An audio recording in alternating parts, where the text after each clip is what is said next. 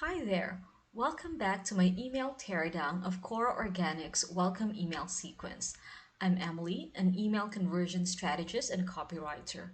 I write emails that get more opens, more clicks, and more wins. And today we're looking into the actual welcome emails of Kora Organics. In part one, we looked at how well optimized their website is in getting visitors to subscribe to their mailing list. And now we're diving into their emails. So these are the emails I received from them. I'm a bit, I don't know, concerned. I'm a bit surprised at the timing of their emails. Like I received one on the 14th and then two on the 16th. And I think these three are the welcome emails and these two are their weekly newsletters. But we'll see. So first off, I really like their use of emojis. I mean, um, they're connected to the subject lines, they make sense, and they help their subject lines pop out, which is really important because your subscribers' inbox is filled with emails from other brands. So you should find a way to stand out. And this is one way to do it. Of course, this is not applicable to all brands, so you have to decide that depending on your brand voice and things like that. But I'm really disappointed at this one. Look at their preview text. It's not a preview text, it's actually some links to their website. And this is a really, really bad thing. The subject line and the preview text are the things that your subscriber is going to see first, and they're going to decide whether to open your emails or not based on these two. This is prime real estate. Why waste it like this? You should have a preview text that supports, that adds context to your subject line to help your subscriber make a decision, and that is to open your emails. This is a bad idea. This is a bad thing. It's not an idea. I don't know. They made a mistake in setting up their emails, and this is really like amateurish. Not something that, excuse me, not something I would expect from a brand like Kora Organics. And so their subject lines are okay. They do the job. They welcome subscribers, but I have to say this is a bit disappointing because it's just so generic. We've seen this subject line over and over again. A bajillion brands have used this subject line, so they could have done something a bit different, again, to stand out.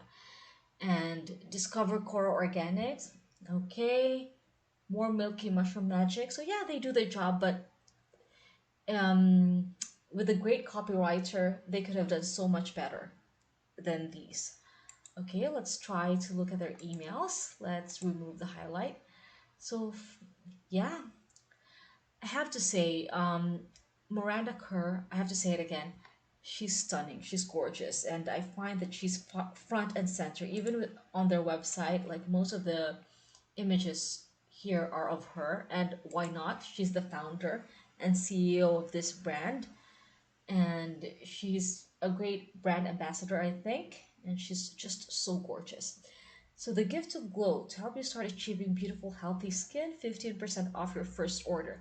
This is great because if you recall, in part one, we saw you saw me subscribe to their mailing list, and they offered 15% off if you subscribe, and they deliver it here. The first email, that's great. And simply shop, enter your code at checkout. Confidence 15, also good. When your customer has to use a code and enter it, make it very easy to remember. I would say actually instead of confidence, they could have used welcome.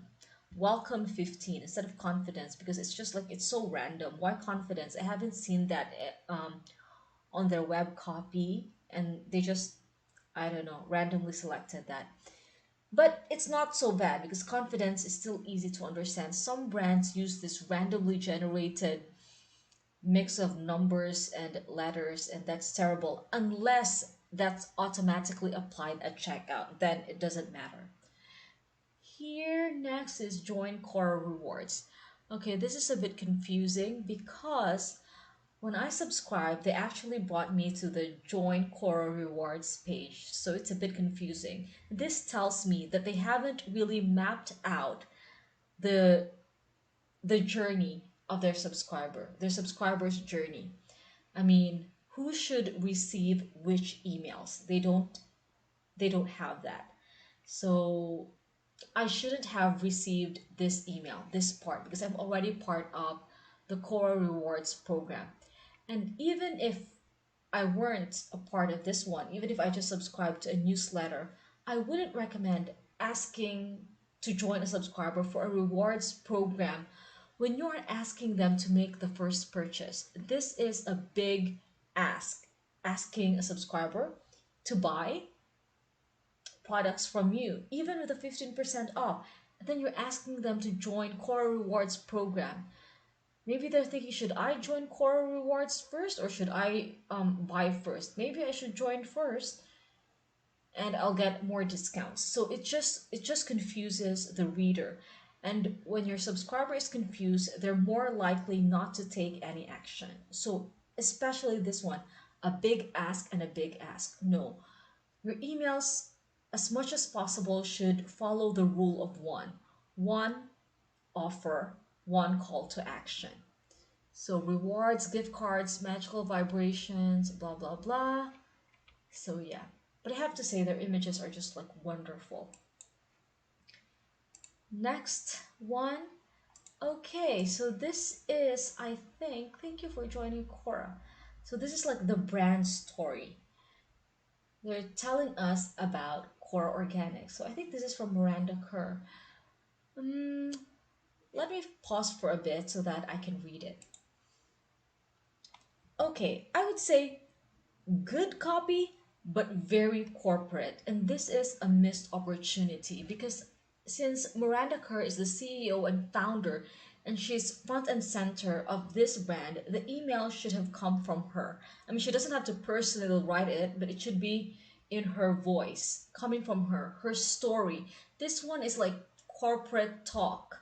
She should have, she should talk about why did she start this brand?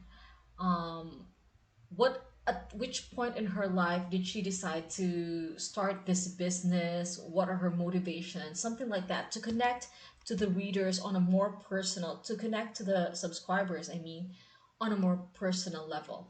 And this should be left aligned. I know a lot of brands use center aligned because design wise it looks better, but when you have text you want people to read it, and left aligned texts are easier to read.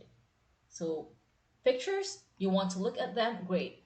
Text, you want people to read, so make it easy for them to read. What I like about this one though is it follows the rule of one. It's very focused, it's just telling you about the brand story. But they have this free shipping offer, which is okay, I guess. But they should have, since they're promoting this free shipping, they should have, I don't know, recommended some products that they could use this free shipping offer for. And in like on their website, let's go get back to this one. So when you subscribe, they actually ask you to they ask you about your skin type, and I said this is a brilliant idea because it segments their subscribers. They can recommend specific products to certain subscribers. So I chose sensitive skin. They should have promoted something, some products for people with sensitive skin. So again, a missed opportunity, but amazing photo and very disciplined. They didn't add so many things in here. So the last one, yes, again, clean, nice lines, clean image, picture. I love it. Milky Mushroom Magic. Enjoy double rewards points through July, blah, blah, blah. Channel cleansing oil, shop now, okay. And Discover Miranda's tips and tricks for the Milky Mushroom Gentle Cleansing Oil. Mm, I'm a bit torn on this one. I know this is related to the product, but now you have two call to actions. I said before, follow the rule of one. One call to action. Do you want them to shop now or do you want them to read more? So you have to think very carefully with that. But maybe they're the ones who have the data. Maybe the data tells them that, this works. Some people are hesitant in buying, they read and they end up buying more. But um, when you're starting out, I strongly suggest that you follow the rule of one. Just shop, shop. And this one, Miranda's tips and tricks, they could have added this to the brand story. um, that letter from Miranda Kerr's team. It should have been from Miranda Kerr, and then some of the products that she's actually using. A gift for you, Core Rewards. Again, so I praised them in the second email because that was very disciplined. They focus on one thing. But then again, just like the first email, they're adding so many stuff in here. A gift for you. Again, the Kora rewards. Am I not part of the Kora rewards already? I'm really confused with this one because they told me that I like here. Join Kora rewards and I use this to subscribe. So why am I not part of the Kora rewards? Remove this one. It's just clutter. Enjoy free shipping, the power of organic.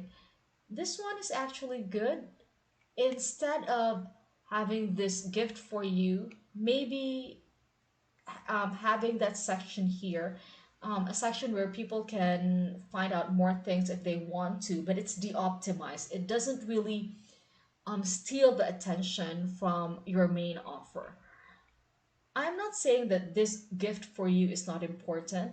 It it is, but this should be a separate email. And so you could actually talk it up and really convince your subscribers to look into it and buy it. Okay, so overall, I think Core Organics, they're doing something good with their email marketing, but there are a lot of missed opportunities and there are some things that they really need to dump ASAP, this one especially.